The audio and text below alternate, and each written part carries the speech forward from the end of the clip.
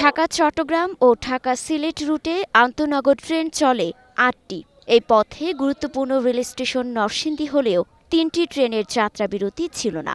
এই যাত্রাবিরতির জন্য দীর্ঘদিন ধরে দাবি জানিয়ে আসছিলেন স্থানীয়রা। সাময়িকভাবে পূরণ হলো এই দাবি। ঈদ ঘিরে নরসিংদী রেল স্টেশনে থামবে মহানগর প্রভাতী, মহানগর গোধূলী ও উপবন এক্সপ্রেস। সকালে এর উদ্বোধন করেন নরসিংদীর জেলা প্রশাসক মোহাম্মদ রাশেদ হোসেন চৌধুরী। আজকে থেকে 3টি ট্রেন নতুন করে নরসিংদী রেল স্টেশনে যাত্রাবিরতি করবে এবং আমি মনে করি এর মাধ্যমে নরসিংদী জেলাবাসী ব্যাপকভাবে উপকৃত হবে। কারণ যাতায়াতের একটা সংকট যেটা ছিল সেই সংকটটা কিছুটা হলেও এর মাধ্যমে নিরসন হবে।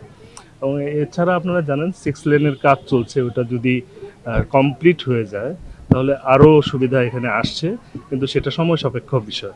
এই মুহূর্তে ট্রেনের আসলে ওইভাবে কোনো বিকল্প আলাদাভাবে তৈরি হয়নি। সেজন্য আজকের এই দিনে নরসিংদী জেলায় আজকে মহানগর প্রভাতী এখানে প্রথম যাত্রা বিরতি করবে। এটা একটা উল্লেখযোগ্য গুরুত্বপূর্ণ দিন এবং এ কাজে যারা দীর্ঘদিন যাবৎ সম্পৃক্ত ছিল, বিশেষ করে রেল যাত্রী ফোরাম সহ এখানে একজন জুয়েল সাহেব আছেন এবং আরও অনেকেই যারা এর সাথে সম্পৃক্ত ছিলেন, আমি সকলকে ধন্যবাদ জানাই।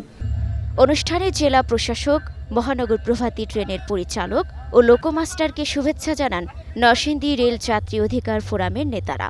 বলেন, ঈদের শিক্ষার্থী, কর্মজীবী ও সাধারণ মানুষের জন্য এটি স্বস্তির খবর।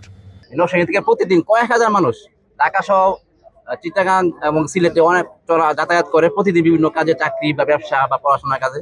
তো এখানে আমাদের এখানে পর্যাপ্ত সংখ্যক আন্তঃনগর ট্রেনের যাত্রাবিরতি না থাকায় তাদের দীর্ঘদিন ধরে দুর্ভোগ পাচ্ছিল। আমরা দীর্ঘদিন ধরে দাবি জানিয়ে আসছিলাম।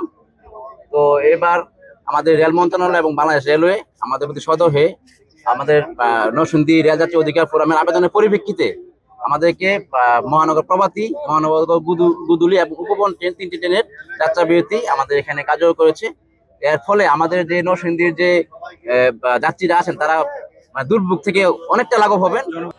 তবে শুধু ঈদের জন্য নয়, সবসময় এই ব্যবস্থা চালু রাখার দাবি জানিয়েছেন নরসিংদীবাসী। এখানে সকল প্রকার আন্তঃনগর ট্রেন স্টপেজ দেওয়া, এটা হলো এই আমাদের দাবি। কিন্তু দীর্ঘদিন এই ট্রেনগুলির স্টপেজ ছিল না। আজকে মহানগর প্রভাতী, মহানগর গোধূলী এবং উপবনের যে ডাউন এই স্টপেজটা আজকে উদ্বোধন হতে যাচ্ছে। এতে নরসিংদীবাসী খুবই উপকৃত হবে। এই ট্রেন আগে থামে নাই, তাই অনেক সমস্যা হয়েছে। এখন যেহেতু এটা উদ্বোধন হচ্ছে, আমরা নরসিংদীবাসী অনেক উপকৃত হব। এতদিন আমাদের মাঝ থেকে এই ট্রেন ডাইরেক্টভাবে চলে যেত, আমাদের অনেক কষ্ট হইতো।